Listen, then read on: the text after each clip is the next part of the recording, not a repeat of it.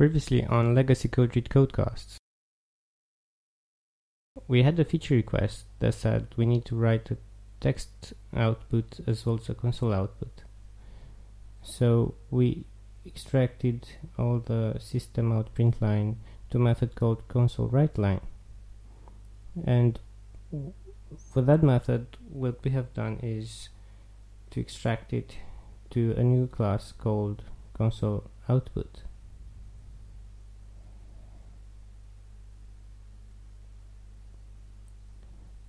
Then in order to extract this method to the console output class, we need to make it static. So we made it static like this with automated refactoring. And after that, we really moved it to the console output class. By that, in fact, we succeeded to create a new implementation called text output. In episode 6, we wanted to change the game class to have a constructor instead of this setter for game output.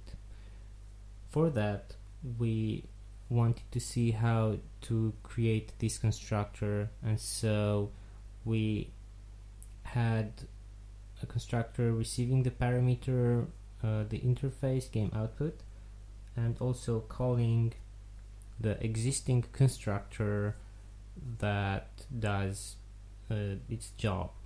So we ended up having this constructor, and after that we wanted to change it also in the tests, once for the console output type of tests, and after that for the text output type of tests. As well, we changed the production code to have this type of constructor in place always. Hi, and welcome to another episode of the Legacy Coderetreat Codecasts. Today we will talk about how to use mocking frameworks, and of course we will use these mocking frameworks in the context of legacy code. In this blog post I wrote, you can find my views on how to use these kinds of tools, and this example here is quite similar to the thing we were going to do today, but we will not start from step 1 because we already did that in a previous codecast, as you saw. And what we will do instead is to start from a situation where there are two game instances, one with console output, one with text output, and we will try to introduce a mocking framework, and you'll see how this will help a lot. The first thing I will do is to copy this test, just give it a bogus name like with a 1 at the end, and I will start creating all I need to have a mocking framework implemented here instead of using this console output. So first of all, what I would like to have is I would like to have a game with game output mock. This instance should be in fact a mock of should be a new game with, and here I should give game output mock. I don't have this, so I will create a field for that, and this needs to be instantiated as well. So this should be something like a mock of game output dot class. And I don't have mock. I will show you how to set up Mockito as well. It's my favorite mocking framework. So I will go here to the libraries I will search from Maven. It will take a while, not that much.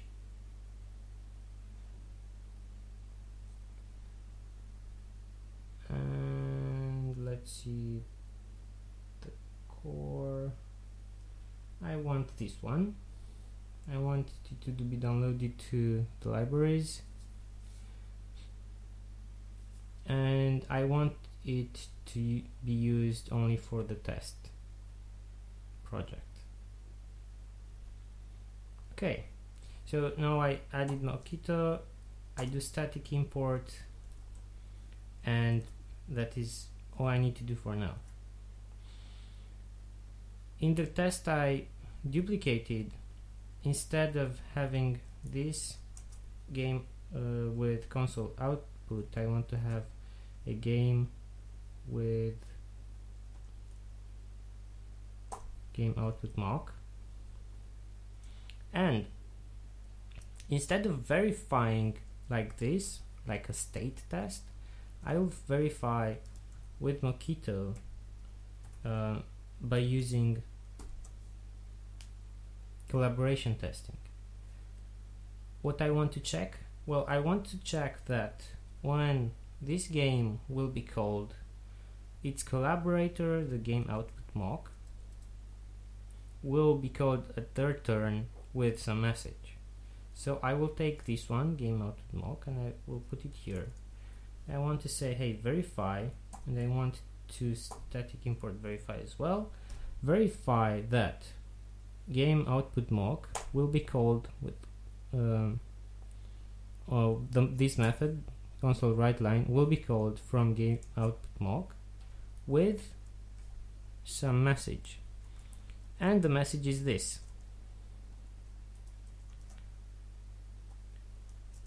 The second thing I want to verify is that it will be called again, but with a second message. They are player number 1. I won't need this anymore. I will not need this anymore.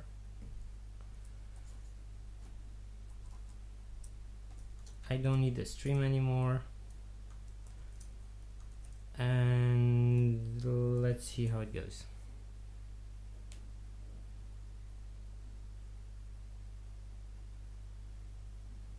Wow, it works. Let's see if it's here. So it's this test.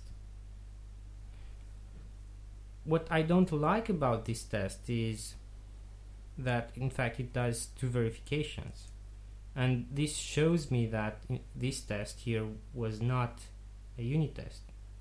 The test I just copied from.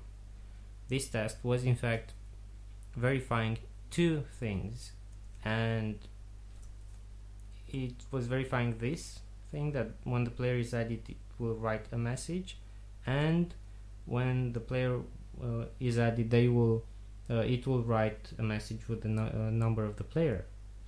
And I can clearly see that this test does not respect the single responsibility principle, because I have this "and" here in the name of the test. So all these kinds of tests are very helpful at one moment in our refactoring of the legacy code, but at one moment we need to start making a transformation from these characterization tests that can be system tests, integrated tests, integration tests, or whatever, towards more clear types of tests. And we want to transform most of them in unit tests and some of them in integration tests. We still want to keep a couple of acceptance tests, but we will see that later on in another codecast. So now I want to split this because the name is really not good. I'll give this one a name that's really not nice, but still what I want to do is just transform this into what I really love, I really love having these 3-line unit tests, and let's see if they will work well. Great. So now I can give this one a good name. When a player is added, his name is written to output, and that's all.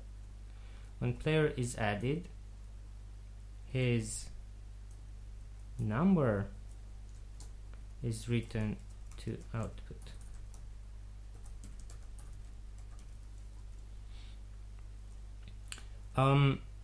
Another thing I can see here is that I need the player name here because it is in the output, but I don't need the player name here because I don't need the player name in the output. I just need to add any player. So what I do in this case is I change this name to something like player name doesn't matter, and I change this one to doesn't matter because I want to be extremely transparent with the reader. Say, hey, it doesn't matter what name you put there, it's just not important.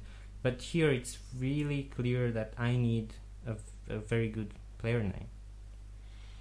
Sometimes I even do this here, and I say I want to change this to something like valid player name, not just any player name, but I want it to be valid. So in this way we transform this mixed test into two better tests, and we used a mocking framework to do that. As you can see, it is extremely useful to have this kind of tools around, and we ended having a test that's very, very small and very clear and has a very good name. Let's see, let's go on. Let's try to transform another test.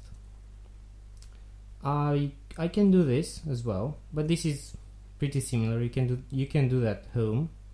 I will want to transform this test because this is for another method. It's for role.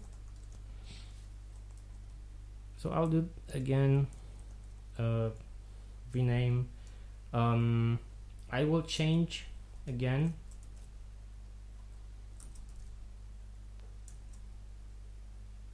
no, sorry, I want to copy this one, output mock, and I will change this again here to use the mock. Instead of doing as previously, instead of doing an assertion, I want to do verification, and each line here needs to become verification. So I will do a bit of work. I want to add all these things here to verifications, and I'm doing that because I will want you to see how easy it is to spot duplication after that. So some player is the current player name, they have rolled a 1,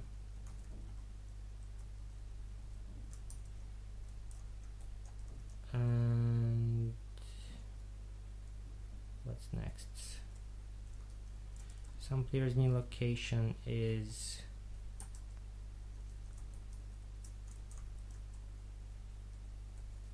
1. I have 2 more. So the category is science.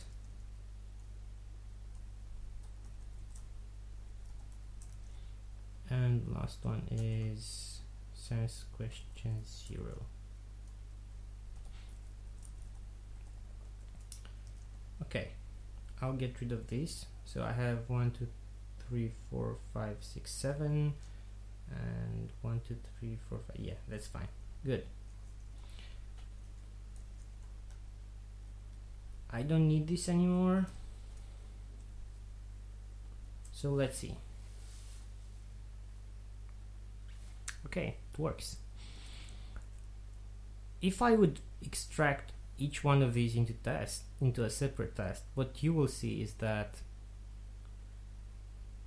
this test, some player was added, would be identical with the test that already exists here with Adi was added. So basically I'm duplicating a lot of stuff just because I didn't have the right granularity of tests, and I would just get rid of this verification. I don't need it because it's already verified. I already have a test for this add player. The same thing is with the next one. They are player number 1. When I add a player, it will say this. So I don't need this anymore. I don't want to duplicate tests, and the purpose of this test is to of the test I'm working now for is to check what row is saying to the output and not what add is saying to the output. It still works, and I have these verifications, and each one of these should become a separate test. So let's see, the first one should be when rolling dice number 1, message about current player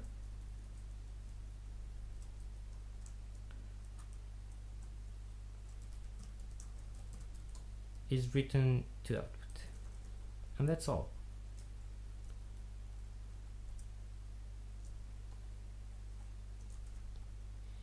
Then let's copy this again.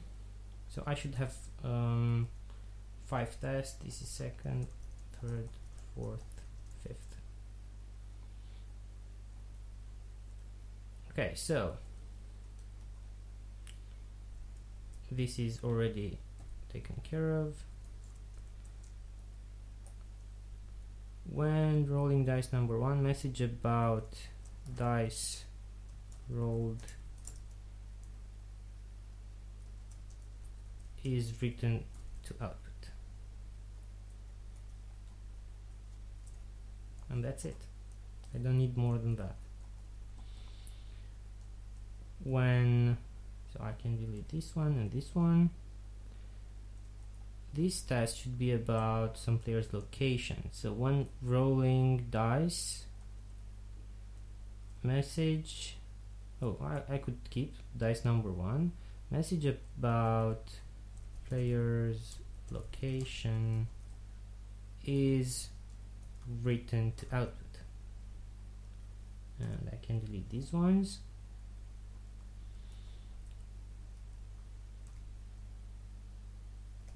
And now this one should be about category, message about category is written to output. I can delete this one, and when rolling dice number 1, message about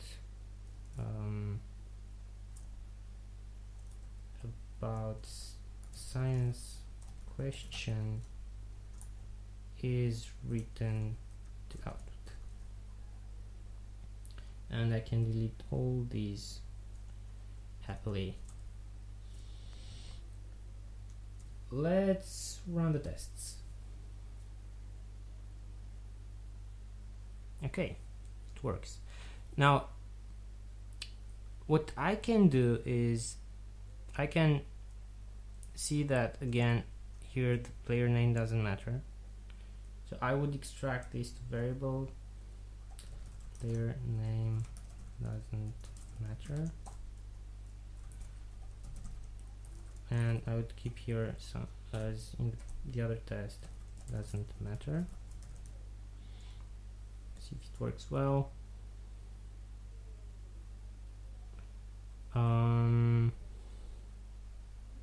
It's the same here. Variable player name doesn't matter, and I could use the same text here. Now, because I have it 3 times, I have this player name doesn't matter in 2 tests here, and I have it also in this test here. What I can do is I can promote this to a field, and I could move this as well to the setup. Let's see if this works. Okay, and because I've done that, now I can delete this line. I can delete this line.